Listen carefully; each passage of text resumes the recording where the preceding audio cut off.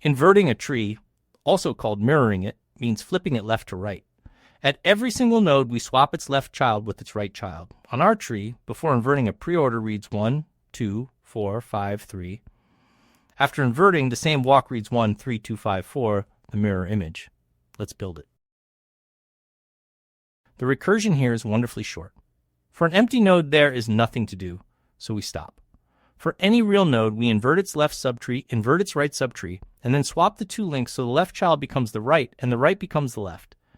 Do this at every node, and the entire tree flips into its mirror image. Notice it does not matter whether we swap before or after recursing, as long as we do both. If the node is empty, there is nothing to flip, so we return it as is.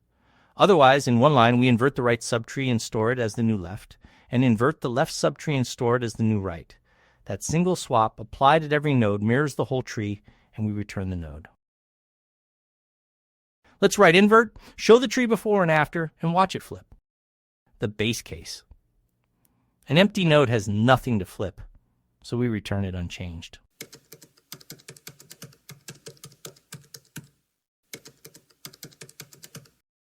Otherwise, invert both subtrees and swap the two links in a single step.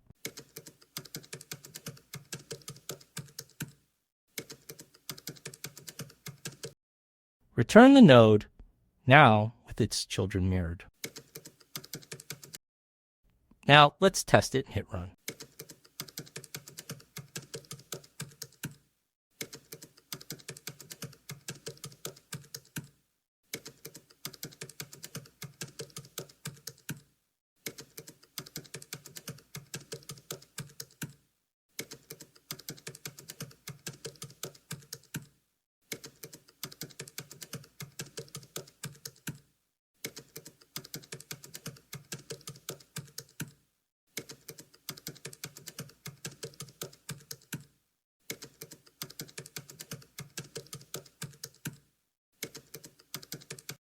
There it is. Before, a preorder walk read 1, 2, 4, 5, 3. After inverting, the same walk reads 1, 3, 2, 5, 4. The whole tree flipped left to right, every pair of children swapped. One node's work looks like this. If it is empty, stop. Otherwise, invert the left subtree, invert the right subtree, and then swap the two child links. Done at every node, the tree becomes its mirror.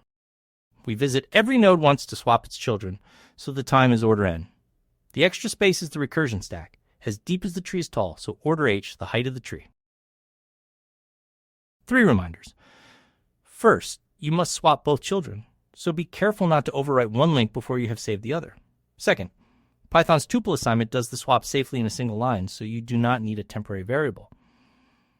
And third, the empty node simply stops, and that base case is what keeps the recursion finite.